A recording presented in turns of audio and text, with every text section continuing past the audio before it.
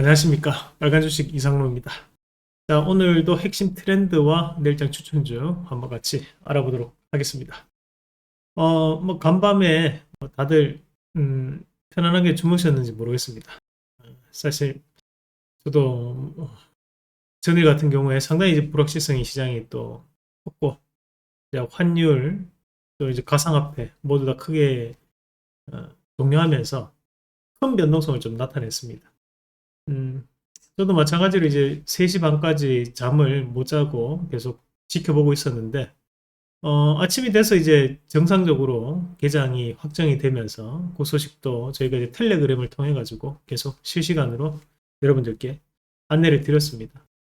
어, 뭐 이렇게 뭐랄까 이제 저도 어젯밤에 그 소식을 딱 접하고 이런 소소한 일상이 소중하다라는 생각이 들었습니다.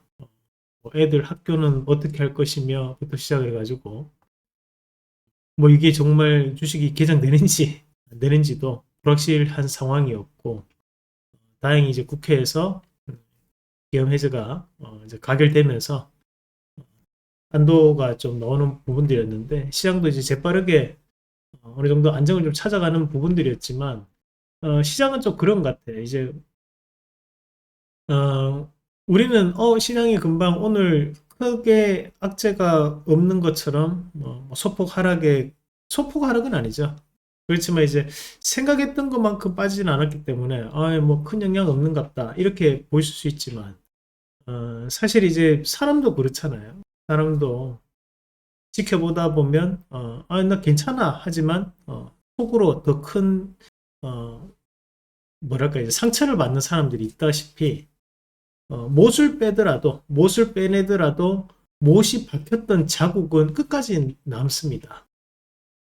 저는 이제 국내 증시도 마찬가지라고 생각을 하거든요. 음, 우리가 그런 못을 빼는 상황이 왔지만, 그것이 과연 이제 정말로 끝이 났을까? 그거는 아니라고 봐요. 그래서 앞으로도 시장에 대한 불확실성은 당분간은 이어질 수밖에 없다라는 부분으로 저는 좀 시장을 좀 판단을 하고 있습니다. 우선 이제 뭐 지금 아시다시피 간밤에 또 그렇고 지금 이제 퍽스 뉴스 헤드라인입니다. 그래서 월드 뉴스를 눌러보시면 가장 먼저 이 화면이 떠 있고, 또 BBC에서도 지금 그 화면이 지금 나와 있고요. 그리고 지금 CNN 같은 경우에도 우리나라 이슈가 또 CNN 메인에 또 자리를 잡고 있습니다. 그만큼 이제 해외 언론에서는 더 이 사태를 크게 받아들이고 있는 것 같아요. 그래서 오늘 장 초반부터 이제 외국인들의 상당한 매도세가 좀 나타나는 부분들이었는데, 안에 이제 내용들 좀 보면서 또 함께 설명을 해 드리도록 하겠습니다. 오늘 이제 준비된 화면들 좀 보면서 말씀을 좀 드리면, 우선 이제 코스피 겉으로는 괜찮지만 이라는 말씀을 드렸는데, 뭐 괜찮은 건 아니죠. 사실 뭐 지금 국내에서도 무제한 유동성을 공급하겠다라는 정부의 발표도 있었고, 그러면서 일부 안정된 모습은 나타나는 듯 했지만, 오전에 외국인들이 9시 20분까지 한 2천억 정도를 매도를 했습니다. 그 정도로 강한 매도세를 보였지만 이제 또 외국인들 매도도 조금 주는 모습이었다. 다만 이제 우리가 여기서 좀 눈여겨봐야 되는 것이, 과연 그러면 이제 이 악재가 여기서 끝날 것인가 라는 부분으로 한번 접근을 해봐야 될 것 같아요. 이 악재가 이제 쉽게 끝날 수 있는 부분은 저는 좀 아니라고 봤거든요. 우선은 지금 이제 어제까지는 상당히 좋았습니다. 어제까지도 2490포인트를 돌파를 해나갈 때 이 포인트를 기점으로 해서 적극적인 외국인들에 대한 매수가 유입됐었고, 그것이 이제 11월 22일, 12월 3일이었는데, 이번에는 보면 오늘 이제 매도로, 개파락 이후에 매도로 나타나는 모습이었고, 투매 물량도 일부 좀 섞여 있다고 저는 봤거든요. 그러면 이런 이제 2490포인트가 하나 이제 저항선으로 또 작용을 할 수 있는 부분이 됩니다. 그러면 이제 여기서부터는 지수에 대한 부분을 중요하게 판단하시는 것보다는 이제 외국인들이 과연 어떤 시점에서 다시 한 번 더 매수가 들어올 것인가, 그 외국인들이 매수가 들어오는 시점 자체가 시장의 지수적인 변곡이 좀 될 수 있는 그런 상황이 연출될 거라고 판단을 했습니다. 그래서 지금은 저는 한동안은 뭐 지금 다음 주 옵션 만기까지는 이런 불확실성이 좀 더 확대가 좀 되면서 쉽지 않은 시장의 움직임이 나타날 가능성이 좀 있다라고 보고, 그래서 조금 개별주에 대한 트레이딩 관점, 이제 오늘 시장에서도 보면 수급이 쏠리는 쪽에 대한 종목군들이 조금 강세를 보이는 부분들이었는데, 지수에 영향을 줄 수 있는 종목군들보다는 지금은 전반적인 수급에 대한 또는 이제 재료 일정 여기에 대해서 좀 더 포커스를 맞추면서 트레이딩에 대한 관점으로 대응을 해 나가실 필요가 있다라는 말씀을 좀 드리고 싶습니다. 그래서 지수가 만약에 하락을 한다면 이제 하락폭은 크지는 않을 거예요. 그래서 하락폭은 크지는 않겠지만, 대신 이제 최근에 이제 최하방이었던 자리 한 2400선 정도는 한번 이탈할 수 있는 것도 감안을 좀 하고 봐야 될 것 같고, 만약에 이제 상방으로 넘어간다면 상방은 일단 2490포인트를 돌파를 하는 것이 대단히 중요하다. 그래서 이 2490포인트를 돌파만 한다면 그때는 뭐 다이렉트로 어제도 얘기했던 이런 2550포인트까지는 조금 쉽게 갈 수 있는 자리이기 때문에 그 부분을 조금 더 상기를 하시면서 보시면 좋겠다 말씀을 드리겠습니다. 우리가 지금 시장이 겉으로는 괜찮아 보이나 지금 눈여겨봐야 되는 것이 바로 환율에 대한 문제가 가장 크다고 봐요. 우리가 이 외국인들 입장에서는 매수를 한다는 것이 중요한 그 두 가지를 봅니다. 하나가 이제 환율이고, 또 한 가지가 우리가 이제 금리를 봅니다. 왜 이게 중요하냐면 이제 환율이나 금리는 이제 방향성이 드러나기 때문에 이 방향성을 보고 이제 추세에 대한 부분으로 매매가 외국인들은 들어가게 된다. 그래서 좀 더 장기적 관점에서 시장을 풀어서 보게 되는데, 지금 이제 환율을 보시는 것처럼 사실 1410원이 얘기를 계속 하는 것이 뭐 뉴노멀 시대에 당연한 1400원이다 라고 얘기를 정부에서는 해왔지만, 과거 사례를 비춰서 봤을 때 환율이 1400원대를 돌파했던 것이 몇 번 되지 않습니다. 사실 시기적으로 따졌을 때 약 4번 정도인데요. 우리가 이때 한번 크게 환율이 한번 움직였던 것은 이때는 이제 IMF가 터졌을 때입니다. 그때를 제외하더라도 2008년도, 그 다음에 최근에 2022년, 그리고 요번에 환율에 대한 1400원대가 돌파가 되는데, 그만큼 이 환율이 1400원까지 간다는 것이 쉬운 일은 아니라는 거죠. 그럼에도 불구하고 지금 현재는 환율이 오르면 수출이 그냥 늘어나겠지, 이런 막연하게 시장은 해석을 한다고 보는데 그건 아니라고 봐야 돼요. 왜냐하면 이제 수입 물가도 함께 높아지는 것이기 때문에 우리가 적정 환율 밴드는 1150원에서 1200원 사이입니다. 과거 이제 여러 번 언론사의 기사를 통해서도 그 내용들이 나왔던 부분들이고, 지금 환율은 조금 수입 물가에 대한 부담감을 가질 수밖에 없다 라는 측면으로 봐야 되는 거라고 말씀을 드리고요. 그래서 이런 환율에 대한 불확실성이 결국 지수에 대한 상승에 가장 큰 발목을 좀 잡고 있는 그런 형국이다라고 판단을 합니다. 그러면서 이제 오늘 시장에서 수급이 많이 들어갔던 것이 바로 이 정치 테마 관련된, 정책 이슈 관련된 부분들이었는데, 사실 이제 뭐 이런 정치 테마주들을 제가 주변에 한 번씩 설명을 드리면, 뭐 그런 가당치도 않은 이슈로 오르냐 이런 얘기를 하는데, 한 번씩은 그런 이제 비상식적인 것들이 발생하는 것이 또 주식시장입니다. 그것을 이제 인지를 하고 감내를 하고 이제 시장에 대한 트레이딩을 우리가 하는 거기 때문에, 우선은 이제 오늘 이재명 관련주가 많이 올랐어요. 제가 이제 명사로 생각하고 이제 존칭은 생략하도록 하겠습니다. 여당 대표, 야당 대표 마찬가지로 이재명 관련주, 그리고 이제 한동훈 관련주, 그리고 이제 조국 관련주, 뭐 오늘 일단 김경수 관련주, 뭐 홍준표 관련주 다 움직임들이 조금씩 나오는 상황들이었고, 다들 아시다시피 이제 일단 이재명 관련주라고 하면 크게 두 가지, 요즘 뭐 재판 관련해서도 움직임이 계속적으로 나왔던 것들이 이제 동신건설이라든지, 그죠? 또 하나가 지금 보면 이제 에이텍 이런 것들이 역점상을 갔어요. 그만큼 지금 이런 비상계엄 사태가 상당히 자충수를 떴다. 시장은 그렇게 이미 판단을 하고 있고, 이미 이제 탄핵 후 국면을 지금 보고 있는 거 아닌가, 그렇게 좀 판단을 해볼 수 있는 상황들이었고, 마찬가지로 또 한동 관련주로 분류되는 게 이제 대상홀딩스. 마찬가지로 이제 장중에 밀어 올리면서 이제 상한가를 가는 흐름이었는데, 그리고 과거에 보면 이제 이정재 씨 관련된 친분을 인해 가지고 레이몽 레인이 지금 현재 아티스트 스튜디오죠. 얼마 전에 제가 추천드렸던 종목 아티스트 스튜디오도 약 오늘 종가상으로 2% 정도 상승으로 마감하는 모습이었습니다. 그리고 과거 이제 DTNCRO DTNCRO도 이제 한동 관련주로 분류되는 기업인데, 이런 기업들도 바닥에서 한번 강하게 올라오는 모습도 좀 특징적인 부분들이었어요.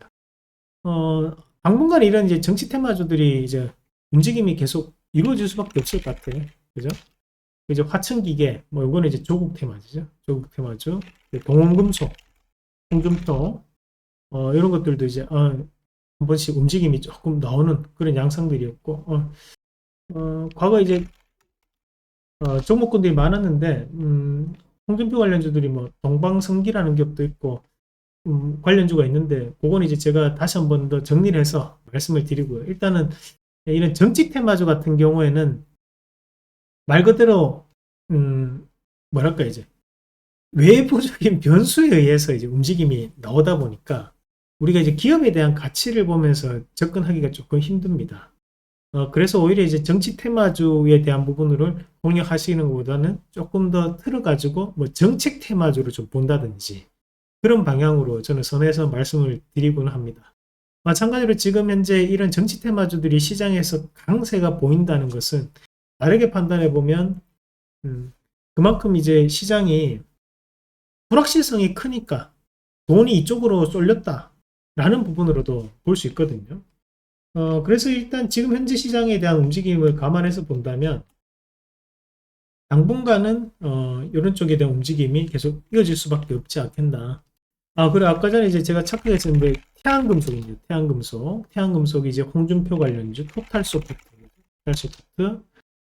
그리고 지금 보면 경남스틸 이런 것들이 이제 홍준표 관련주로 또 분류되는데, 홍준표 관련주도 상당히 오늘 좀 시장에서 강한 모습을 좀 보였어요. 그래서 이런 이제 정치 테마주들이 존재를 했다라는 거고, 그리고 지금 이제 정책으로 봤을 때 이제 우리가 지금 현재 여당 대표와 야당 대표 한동훈, 이재명이 동시에 얘기를 했던 부분이 바로 이 저출산 관련된 부분. 과거 이제 요거는 총선을 앞두고 있을 때 나왔던 것이 한동훈 대표가 국민의힘 1호 정책이 바로 저출산 대책이었고, 민주당도 총선 4호 정책이 바로 저출산 종합 대책이었고요.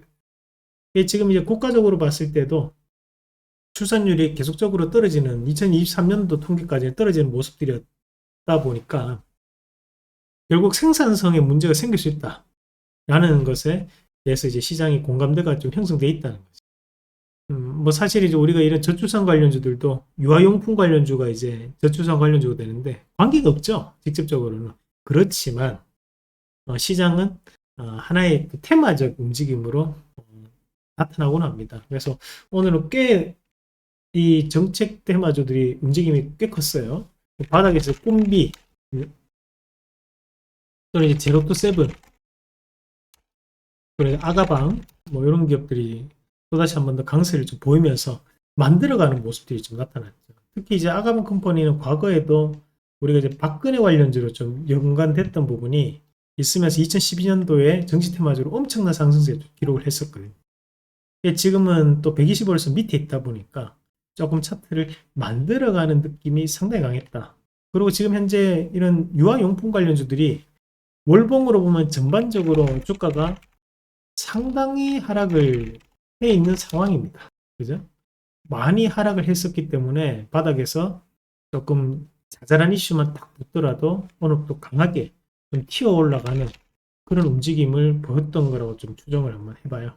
그래서 이런 이제 앞으로도 이제 저출산 관련된 이슈가 좀 더 확대될 여지가 있고, 마찬가지로 이제 여당 대표와 야당 대표의 또 공통적 사항이었던 것이 또 가상화폐 유예안 관련해 가지고 이제 STO 복제화 이슈도 있거든요. 그럼 이런 STO 복제화 이슈로 인해서 뭐 갤럭시와 모니터리 같은 기업들이 오늘도 차트가 조금 만들어가는 그림이었거든요. 그래서 이런 것들과 이 증권주를 함께 좀 체크를 한번 해보는 전략으로 말씀을 좀 드리고 싶습니다.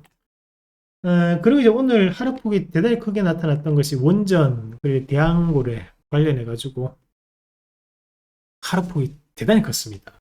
지금 하나씩 점검을 해보면 우선 이제 두산 에너빌리티가 오늘 급락이 나왔어요. 한 10% 정도. 그리고 지금 보면 BHI도 한 17%. 그리고 이제 한국전력, 그죠?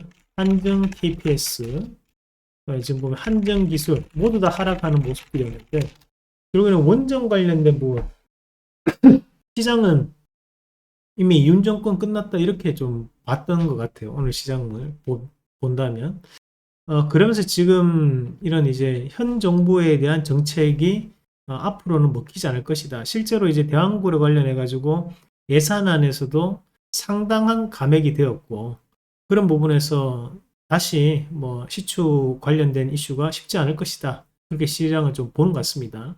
사실 이제 돈이 가장 먼저 반응을 한다고 돈이 이제 빠져버리는 그런 상황이 나타났다고 봐야 되는데 다만 이제 요 종목을 또 보유하고 계신 분들도 있으실 거란 말이죠. 그러면 그런 이 종목군들을 보면 오늘 두 가지 종목만 말씀드린다면 일단 BHI나 지금 두산에너빌리티를 한번 같이 보면 지금 현재 이제 BHI 같은 경우에도 1분봉 상에서 하락폭이 대단히 크게 나타났어요.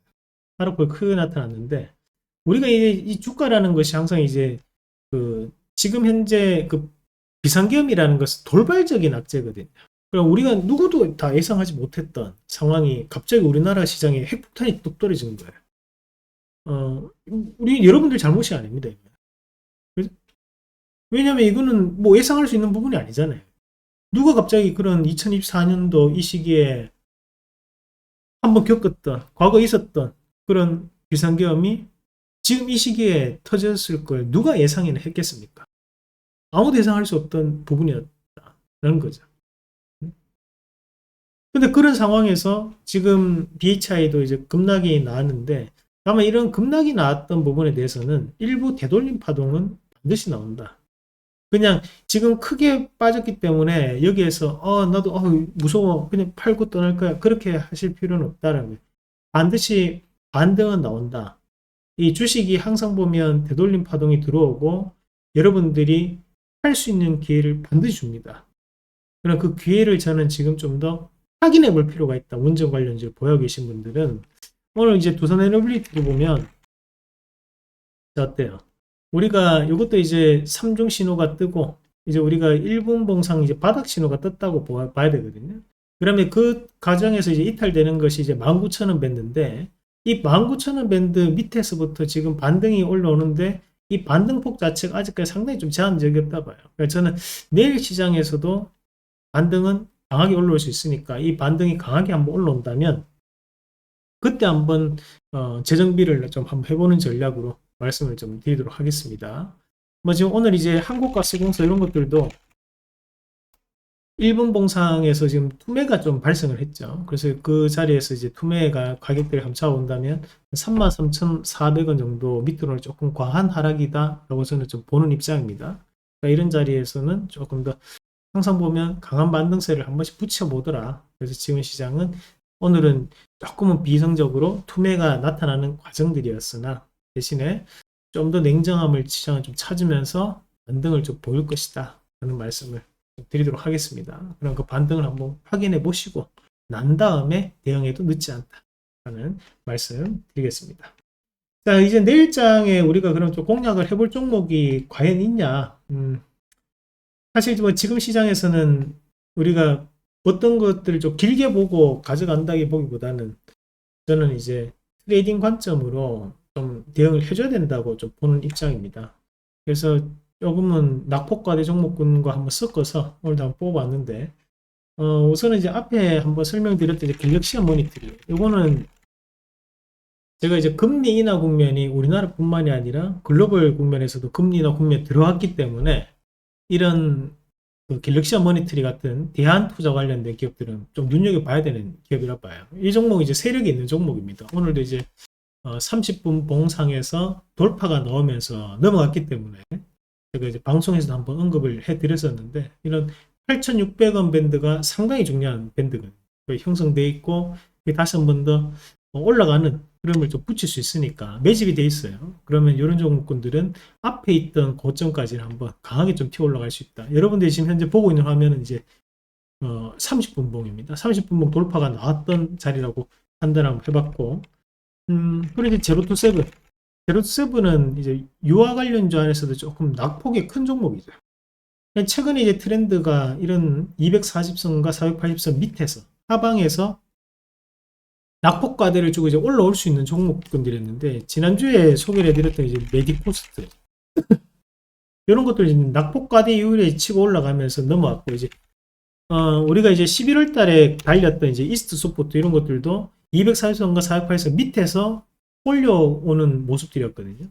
마찬가지로 지금 현재 이 제로투세븐도 이런 유아 관련된 정책 이슈가 붙었는데, 여기 한 번만에 끝나지는 않을 거라고 봐요. 그래서 중요한 분기점에서 이제 넘어서는 모습을 보였고, 거기에서 오늘 거래량이 많이 실렸다면 차익 매물도 함께 섞여 있다고 볼 수 있지만, 오늘 거래량이 많이 실리지 않았다는 것은 그만큼 추가적인 상승 여력이 있다라는 부분으로 해석을 해봤습니다. 자, 그리고 하나가 이제 리파인이라는 기업은 이제 부동산 권리조사 1위 기업입니다. 지금 신호적으로는 이제 금리 인하를 연속적으로 한국은행에서도 진행을 했고, 정책의 변화가 좀 나올 것이다 라고 저는 좀 판단을 하거든요. 이것도 이제 단기간에 낙폭이 조금 큰 종목입니다. 1분 봉상에서 이제 바닥에 대한 부분을 좀 형성을 했다라고 보고, 가격적인 부분으로 따진다면 이런 이제 13,000원 밴드 요 밑으로 가격은 좀 과하게 빠졌다라는 관점에서 리파인까지 한번 낙폭과대로 봐야 되지 않겠나라는 부분으로 판단했습니다. 그래서 손바뀐 물량이 한번 들어왔기 때문에 하방을 좀 지지해 줄 수 있는 그런 지지 테스트가 나타날 가능성을 좀 더 높게 보고 말씀을 드리도록 하겠습니다. 자, 이렇게 이제 오늘 종목군까지 한번 같이 보셨습니다. 저희들도 이제 저희가 텔레그램을 통해서도 실시간으로 여러분들과 지금 사태에 대해서 말씀을 드렸는데요. 간밤에 다들 잠을 좀 잘 못 주무셨을 것 같아요. 뭐 흔치 않는 일이죠. 정말. 그리고 다시 있어서는 안 될 일입니다, 사실. 그 정도로 뭐 우리가 이런 소소한 일상이 중요하다는 걸 또 느낄 수 있는 그런 하루였던 것 같습니다. 다들 건강하셔야 되고, 그리고 저하고 또 즐겁게 주식하셔야 되는 거니까 우리가 이런 텔레그램에서도 같이 소통하고 있으니까요. 이 QR코드를 찍거나 또는 이제 주소를 인터넷 주소 입력을 하시면 요 텔레그램 채널로 들어가실 수 있습니다. 그래서 확인을 하시고 함께 주식 정보 나누시길 바라겠습니다. 자, 오늘 내용은 그럼 여기까지 하고, 또 다음에 도전용 준비해서 또 다시 핵심적인 트렌드 전달해 드리겠습니다. 수고 많으셨습니다.